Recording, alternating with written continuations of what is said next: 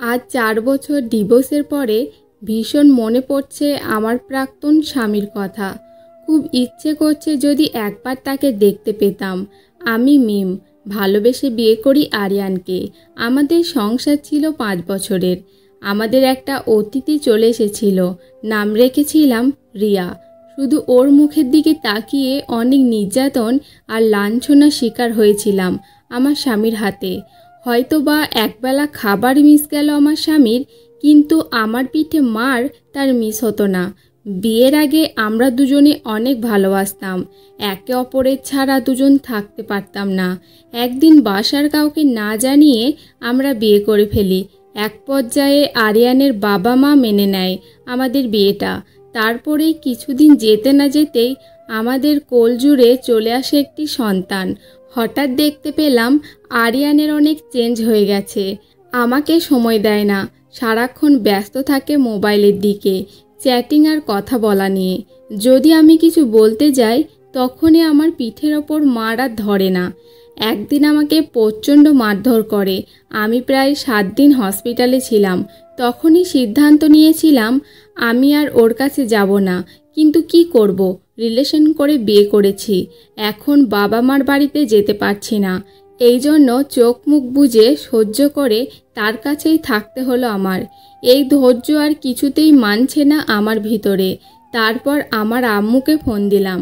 আম্মুর কণ্ঠটা পেয়ে আমি কান্না করে দিলাম। বললাম, মা গো, তোমাদের অনেক মিস করছি। তখন আম্মু বলল, কেমন আছিস মিম মা আমার? আমি তখনই বললাম, মা গো, তোমাদের অবাধ্য হয়ে আমি বিয়েটা করে বড়ই ভুল করেছি। হয়তো বা তোমাদের কথাটা যদি শুনতাম তাহলে আজকে আমার এই দুর্দশা হতো না।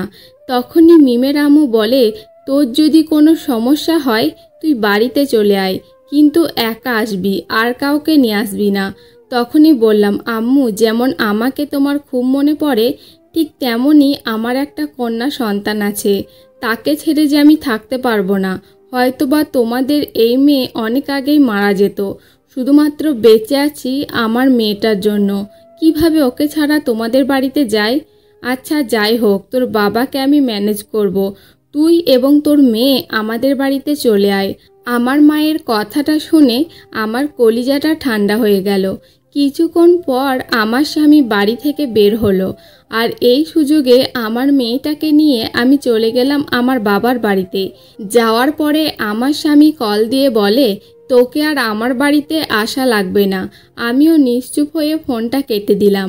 কিছুদিন যেতে না যেতেই দেখলাম একটা পেপার আসলো, আর ওই পেপারে তার সিগনেচারটা করা আছে। এখন হয়তো বা আমি সিগনেচারটা করে দিলেই হয়ে যাবে আমাদের বিচ্ছেদ। আমার মা এবং আমার বাবা বলে, যেখানে তুই শান্তিতে নেই, আমার মনে হয় না তুই পরবর্তীতে আরও শান্তিতে থাকবি। বরং তুইও সিগনেচারটা করে দে। অনেক কষ্ট হচ্ছিল যখন সিগনেচারটা করি, কিন্তু কি করব, আর মার খাওয়ার জায়গা আমার শরীরে নেই। একদিন মার্কেট করতে যাব আমার মেয়ের জন্য। যেটা দেখলাম এটা দেখার কখনো প্রস্তুত ছিলাম না।